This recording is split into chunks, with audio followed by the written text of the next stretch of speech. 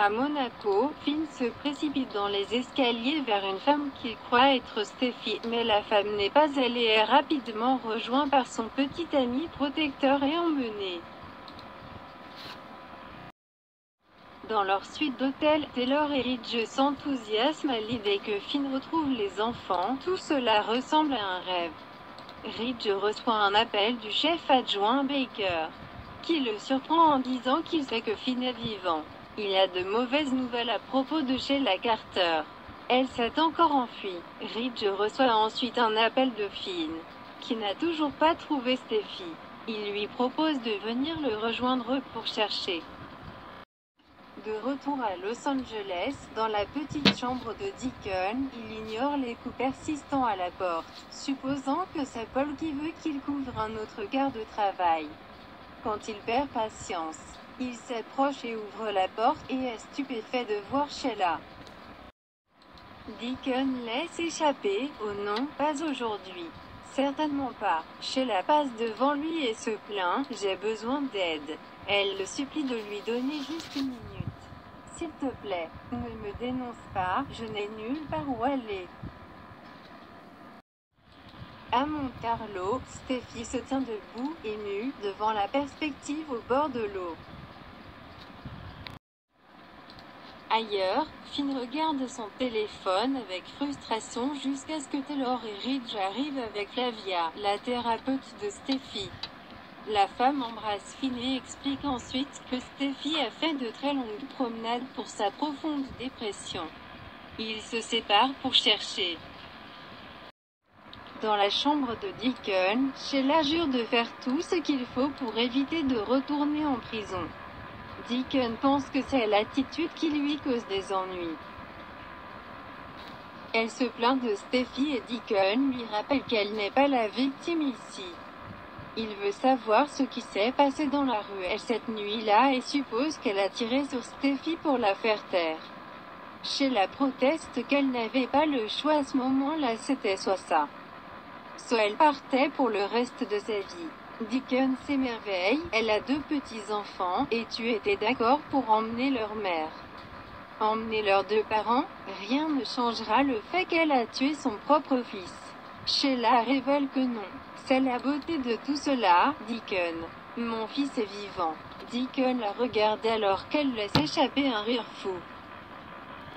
À Monaco, Finn cherche Steffi sur la place, en vain.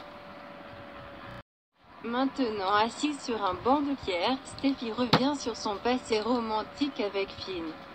Une femme française s'arrête et lui demande si elle va bien ou si elle peut faire quelque chose pour l'aider.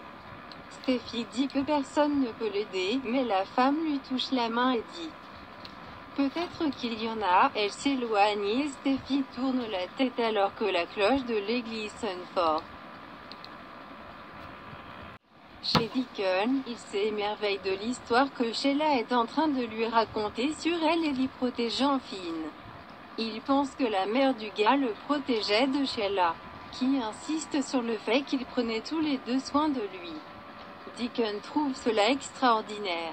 Sheila explique quel immense soulagement ce fut de découvrir que son fils était vivant.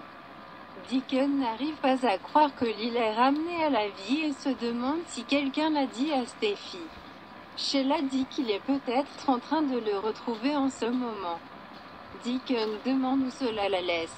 Sheila aimerait faire partie de leur vie, mais cela n'arrivera pas, c'est une fugitive.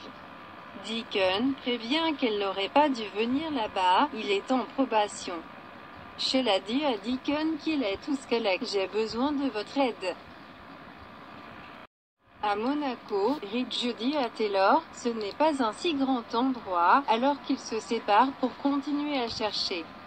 Taylor aborde une femme qui n'est pas sa fille et Ridge montre la photo de Steffi à 2 femmes qui ne l'ont pas vue.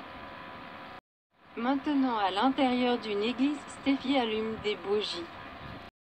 Dehors, dans les rues de Monte Carlo, Finn se demande « Steffi, où es-tu » Il entend la cloche de l'église sonner. À Los Angeles, Sheila supplie Deacon de la laisser rester. Deacon veut héberger un fugitif. Elle jure qu'il ne se droguera pas là-dedans. Ils ne sauront jamais qu'elle était là. Deacon demande si elle s'attend à ce qu'il renonce à sa liberté pour elle. Sheila n'a tué personne. Personne n'est mort. Steffi et Finn vont bien. Deacon pense qu'elle a eu de la chance et cela ne signifie pas qu'elle obtient un laissez-passer gratuit. Sheila soutient que les semaines passées à croire qu'elle avait tué son propre fils était une punition suffisante. Elle récapitule comment elle pensait réellement avoir une chance de faire partie de la famille et lui rappelle que cette tragédie réunira Steffi et Finn et les rendra encore meilleurs. Deacon demande « Est-ce que vous vous entendez même ?» Il se demande s'ils comptent continuer à naviguer comme si de rien n'était. Sheila ne sait pas, mais elle ne peut pas retourner derrière les barreaux. Elle n'y survivra pas. Sheila sait qu'elle en demande beaucoup, mais « j'ai besoin de toi ». À ce moment-là, le chef adjoint Baker commence à marteler la porte. Sheila chuchote et demande instamment « S'il vous plaît » à Deacon qui a l'air paniqué. À Monaco, Taylor retrouve Rich. Aucun d'eux n'a réussi à la retrouver. À proximité, Finn s'approche de l'église juste au moment où Steffi émerge. De loin, Finn crie son nom. Steffi voit Finn et n'en croit pas ses yeux. Au ralenti, ils courent l'un vers l'autre et s'embrassent. Les jambes de Steffi cèdent presque sous elle alors qu'elle gémit « Finn, oh mon Dieu !» Comment? Il regarde Finn tenir sa femme, qui passe ses mains sur ses épaules et sa poitrine avec incrédulité avant de la tirer à nouveau vers lui dans une autre étreinte écrasante.